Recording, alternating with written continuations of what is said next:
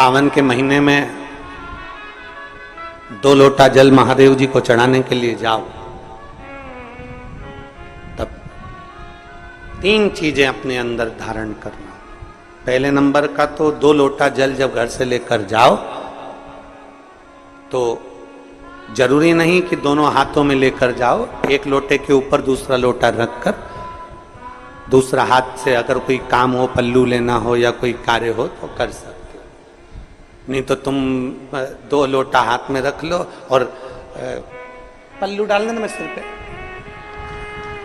जरा सिर पे पल्लू। अब वो तुम्हारा लोटा हाथ में, वो बेचारा वो भेरू पल्लू रख,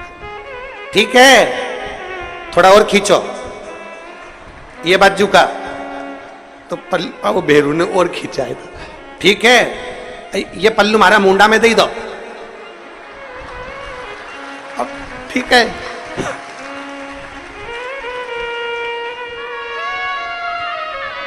और थोड़ी दूर चली और याद आ गया, ओ बाप, इतने में भेरू ने कहा क्या हो गया, क्या हुआ? वो हमारे फूल माला की पन्नी तो ही रह गई, जरा उठाओ उठाओ जरा, ये ले,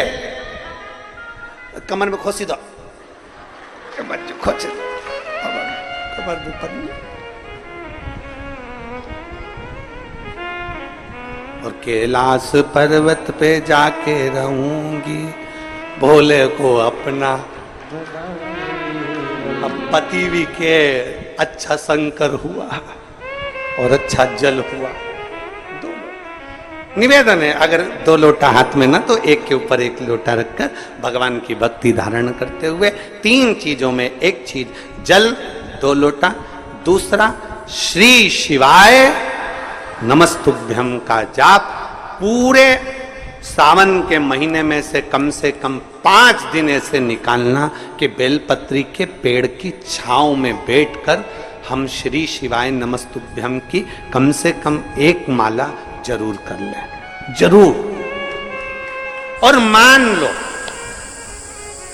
लो अगर बेलपत्री का पेड़ नहीं मिले,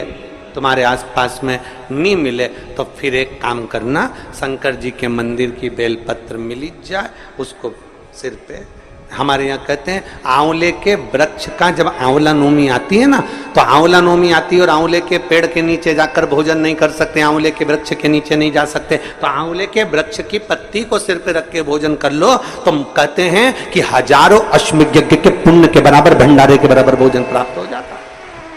आंवले के वृक्ष की पत्ती, तो वो बेलपत्र भी मस्तक पर बाबा को प्रणाम कर कर फिर वही बेलपत्र का आनंद करते हुए भाव से उस बेलपत्र को मात्र शीश से लगाई लिया ना, मस्तक पर चढ़ाई लिया ना, तो भी भगवान की अविरल भक्ति प्राप्त हो सकती अविरल।